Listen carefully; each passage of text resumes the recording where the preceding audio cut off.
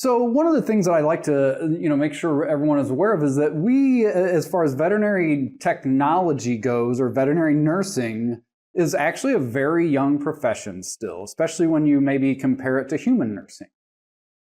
So we are a young profession and have really only been around since the 1960s.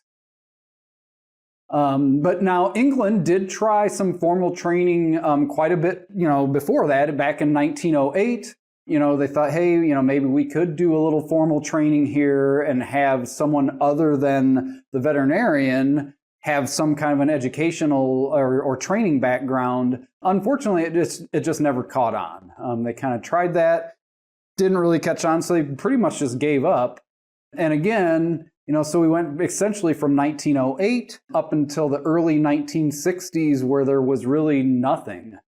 No interest at all in developing any kind of a formal training program for anyone other than a veterinarian when it comes to people working in the veterinary medical field. So it was in the early 1960s that both England and the United States started to develop training programs for veterinary. Back then, of course, we didn't have the title yet of veterinary technician, but essentially back in 1960s, that is when we first started formal training for veterinary technicians.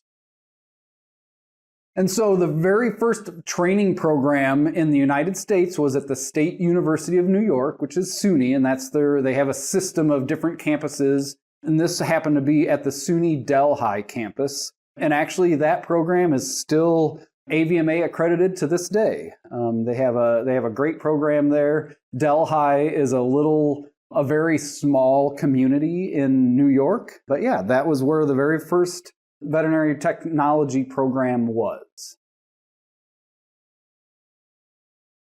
So one of the historical, one of the big historical moments in our profession came along when we were trying to figure out what an appropriate title would be for us. And that was kind of a major hurdle in the development of the profession.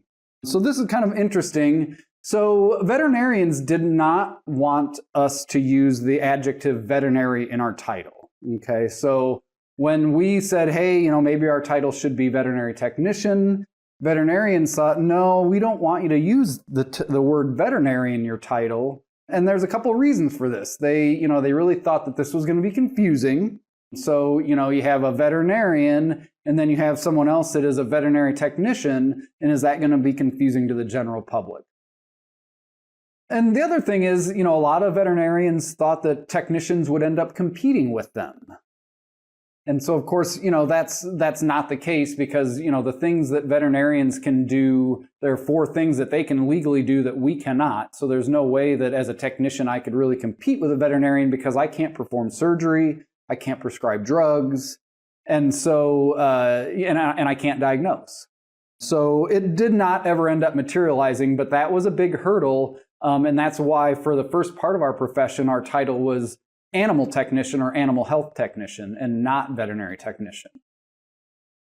And as you can see there, our original title was animal technician. Sometimes you'll also see that our original title was animal health technician.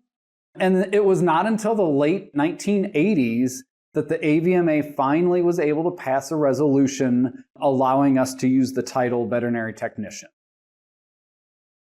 Took multiple tries in the AVMA House of Delegates to make that happen.